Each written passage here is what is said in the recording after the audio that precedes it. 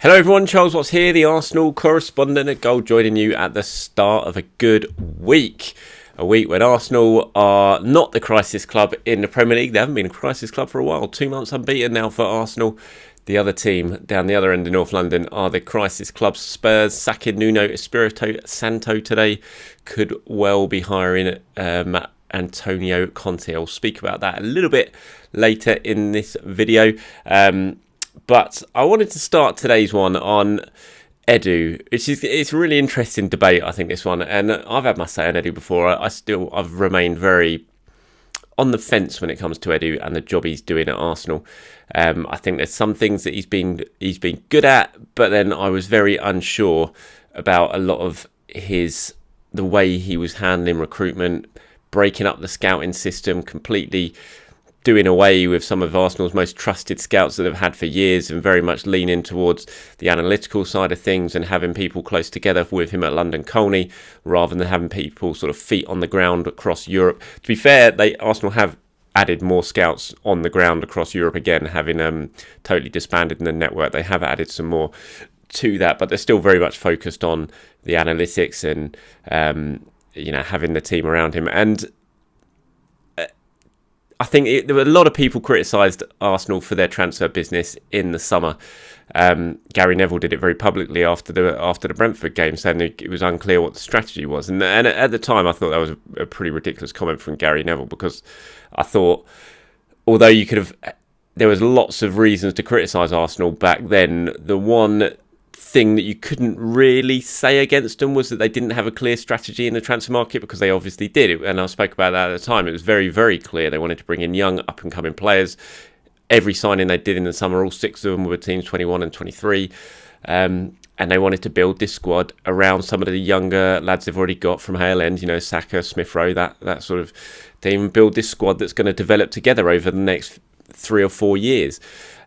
So the strategy was pretty clear, but I think what a lot of people said, and myself absolutely included, I said this yesterday when I was talking about Aaron Ramsdale, the money that Arsenal spent in the summer, that was the big thing that I think a lot of people looked at, and myself included, and whether the players were going to come in and make an immediate improvement in this Arsenal squad. And again, a lot of us looked at that and said they're not. Ramsdale won't play, Tavares won't play, Sambi Lokonga won't come in and play straight away. And a lot of people had the same criticism. And it has to be said now, a few months down the line, looking at this Arsenal team, and yes, it's a very young team, and Arsenal are only 6th. There's nothing to celebrate about the fact Arsenal are 6th. But they're on a very good run, and you're looking at the summer business they have done, and it's beginning to look better and better. All 6 players again, all 6 summer signings again, ended the game on the pitch at the weekend. Lots of them have been very heavily involved. Interestingly, the one signing that you kind of looked at in the summer and thought, yeah, that's a very good piece of business for pretty good money, Martin Odegaard, who you think was absolutely going to come in and be ever present in the team. He wasn't starting, but other than that, Ramsdale was in the starting 11, Tavares in the starting 11, Sambi Lokonga in the starting 11, all making a very, very big impact on this Arsenal squad. And you have to look at it and say some of the business that Arsenal have done. Now, take the price tag out of it. The business Arsenal have done in the window is looking very, very smart. Nuno Tavares has come in and made a massive impact. The biggest compliment you can pay Nuno Tavares is that Arsenal aren't missing Kieran Tierney at the moment. And had Tierney been out last season, well, when Tierney was out last season, they missed him so massively. It made such a huge part of their downfall, really, last season, was when Kieran Tierney wasn't fit. They just didn't have suitable replacement for him there to move Granit Xhaka out of midfield to cover him, because Mikel just didn't trust Sead Kolasinac. He shipped Kolasinac away in January last year, even though he didn't have a recognised cover for Kieran Tierney. That says a lot about what Arteta thought of Sead Kolasinac. And so when Tierney wasn't available, it really did affect Arsenal this season, certainly for now anyway. And obviously he's only played a few games, but it doesn't look like Arsenal missing Kieran Tierney when Nuno Tavares is there. He's been fantastic so far, Tavares, in the League Cup games and now in the Premier League. He was great against Villa. He was great again against Leicester, which I looked at that Leicester game, thought this was going to be a really big test for Nuno.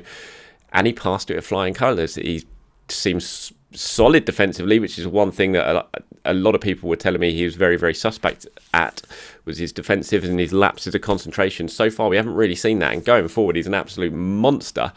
Does not stop getting up and down the left-hand side, and just looks like a really smart piece of business for only £8 million. And you have to say the scouts and Edu, the technical department who identified him, Mikel Arteta said he wanted suitable young left back to come in and be cover for Kieran Tierney. Edu and the technical department identified Nuno Tavares and brought him in for £8 million. And right now that looks like a very, very good piece of business. So you have to tip your hat to Edu for that one. And obviously it's not just Tavares. Ben White looking absolutely fabulous at centre-back now. Yes, he's always going to have that £50 million price tag hanging over him, but I think you've got to kind of take away from that at the moment, and you're just looking at a very young centre-back who's settled in very, very well now. He had the initial difficult period, certainly after the Brentford game, and then he had COVID. But now with each game that passes, he's looking better and better, and looks like he's forming an absolutely formidable partnership with Gabriel at centre-back. Again, he was the player that Arsenal identified very, very early, that the technical department identified very, very early as the right-sided centre-back they wanted to bring in and partner Gabriel, and he's looking very, very good. Sambi Lokonga, he looks excellent, Sambi, and looks like a really smart piece of business. Not massive amounts of money when in the grand scheme of things, when you look at what people are going for nowadays, and you look at his age, and he looks like a really smart piece of business. And you could go on. I mean, Ramsdale, we've spoken about at length in terms of what Ramsdale is going to bring to this, or is bringing to this Arsenal team. Tomiyasu, a right back, just looks exactly what you want at right back. He's come in, he's part of this new spine almost that Arsenal are bringing. Even though he's playing on the flank, he's not straight down the middle. I still kind of include him a bit in this newfound spine at Arsenal because he does move in and can play alongside the centre-backs as needed. And he just looks like an excellent piece of business for Arsenal. And Martin Odegaard's probably the one at the moment that you've got the question marks over, which is surprising because he, as you said, he came in last season, did very, very well in that loan spell, and you thought he'd be ready to come in and hit the ground running. Hasn't quite happened for Odegaard yet, but I still think that's a very good piece of business. Not an extravagant amount of money as well. And suddenly this squad that Arsenal have now got and have built, albeit having spent a lot of money, more than anyone else in the Premier League, it looks like wherever you look, there is depth, there is youth, there is energy, there is quality. And, is Edu proving people wrong? That is a big question. Is he proving me wrong? Because I was very sceptical about the work he was doing behind the scenes. I wasn't sure about him at all. And I still think it's too early to make that definitive answer to the question of is Edu proving people wrong, but he's beginning to, I think, and you have to give him a little bit of credit for that. And I'd love to know what you think. What were your thoughts on the summer business? Did you think at the time it was decent? Has your opinion changed on that now with what you've seen from the team so far? Is Edu doing a good job? Let me know what you think in the comments below. Very interested to hear your views on it. But I have to say, for me at the moment, he's beginning to prove me wrong at all. I'm not, maybe wrong is the wrong word here, because I just wasn't sure yet. I'm beginning to sway towards him doing a decent job, whereas before I was very much on the fence. I wasn't really saying he wasn't doing a decent job, but I just wasn't sure, because I was hearing some good things and some bad things about him. But ultimately Edu is going to be judged on what happens on the pitch, and right now the squad that he's beginning to build, and we're still at the very early stages, so it's very early to make a definitive definitive view on it, because we are at very early stages, and Arsenal are obviously in a good run of form at the moment. That will end at some point. They will start losing games, and then it will be interesting to see how some of these players react to that, because at the moment everyone's on a bit of a high, everyone's confident. When that confidence takes a bit of a knock, we might see a little bit different from these players that have brought in. But for now, it's just looking like Arsenal are actually the direction that they want to be heading in. They seem to be taking steps along that path, and ultimately you have to give Edu and the technical department some credit, because they've rebuilt a squad that was in massive need of a rebuild, and for now anyway it's beginning to look like they've done some decent business in that regard. The transfer there has been transfer success, and you can't always say that when it comes to Arsenal. It's been hit and miss for a long time, but so far, certainly this summer, Anyway, it's looking almost like 100% success rate at the moment, and you can't always say that for Arsenal. And again, these players are going to make mistakes. Aaron Ramsdale's going to make a mistake, a big clanger. It will happen. We know that. It does. He's a goalkeeper. How will he respond to that? Nuno Tavares will probably get rinsed by a winger at some point, and then it will be how his confidence will take a hit after that. How does he react to it? It's the same for Sambi and these sort of young players. Odegaard's going through a little bit right now. He's not in the team. How's he going to respond to that? But I still think as a whole, the summer business is looking like a big tick in when it comes to success or failure. It's certainly that tick is in the success box, and you can't always say that with what Arsenal have done in terms of recruitment rise over the last few years. So got to enjoy that at the moment and see where it takes us. I think one of the interesting things about Arsenal's squad at the moment and how the success they're enjoying and the winning run or the unbeaten run that they're on is Arteta keeping everyone happy, because I think a lot, because of the lack of European games, and we've only got, I think it's the next Carabao Cup games in December, just before Christmas, isn't it? So we've got a long period now between start of November to that Carabao Cup game, is keeping everyone happy because there's not too many games. So he doesn't need to rotate that much. And he's settled on this 4-4-2 in the last few games with Lacazette coming back in the team and Odegaard having to make do with space on the bench. And then it's trying to keep everyone happy. Odegaard, as I said, would have expected come in was going to be an absolutely key player for Arteta. Suddenly finds himself on the bench. You've got to keep him happy and motivated. Some of the centre-backs as well, because let's face it, it's going to be Gabriel and Ben White playing week in, week out if they're fit and available. Same when it comes to Tomiyasu. I think Tierney will certainly come back into the starting 11 when he is fit. So maybe not so much of an issue with Tierney and Tavares, because Tavares is young and he knew he was coming in very much as backup to Kieran Tierney. But what do you do? How do you keep Rob Holding motivated and happy? How do you keep Callum Chambers motivated and happy? And you want everyone. So I think it's going to be a big challenge for Mikel Arteta just to keep everyone comfortable, motivated, feeling like they're still very much part of the squad, because I think they are at the moment. They do feel like that. You saw, if you haven't seen it yet, there's a clip of the players coming in after the win at Leicester, in walking through the tunnel and going back to the change room, and you can just see and feel and hear the buzz around the place and how happy everyone is and the group is connected. But that at some point that is going to changed by these players not getting too much of an opportunity. Gabriel Martinelli, is he going to get much of a look in at the moment with the way the wingers are playing? You've got to say no.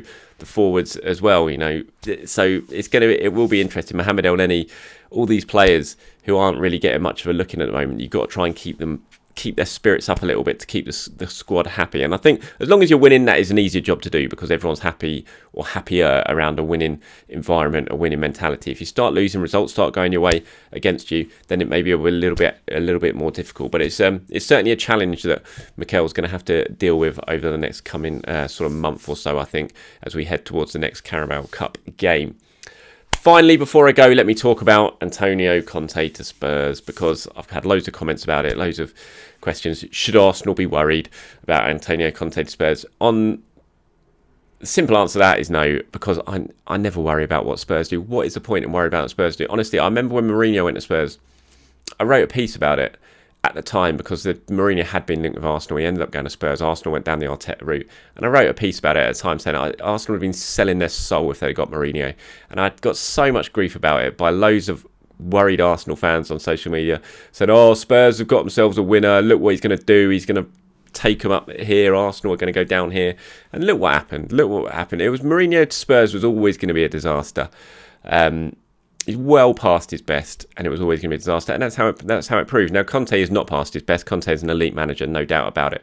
But I still look at the job that he's going to have to do at Spurs, and it just doesn't feel like an ideal fit to me. It really doesn't. You know what Conte brings, you know what he wants, you know what he demands, and then you've got Daniel Levy above him, and it just doesn't feel right. Conte and Levy, it just does not feel like an ideal fit. And I think also with Conte, that squad at Spurs is a mess, and it needs a huge rebuild. It's right at the start of a massive rebuild, and I'm not convinced that Conte is a rebuild manager. He's a win manager, a win right now manager, and then leave after a couple of years. And I just don't see him doing that with Spurs, because they've got so many good teams ahead of them. It's going to take an absolute miracle for Conte to get Spurs anywhere near the likes of the title or anything like that. And even the top four is going to be difficult for him, I think.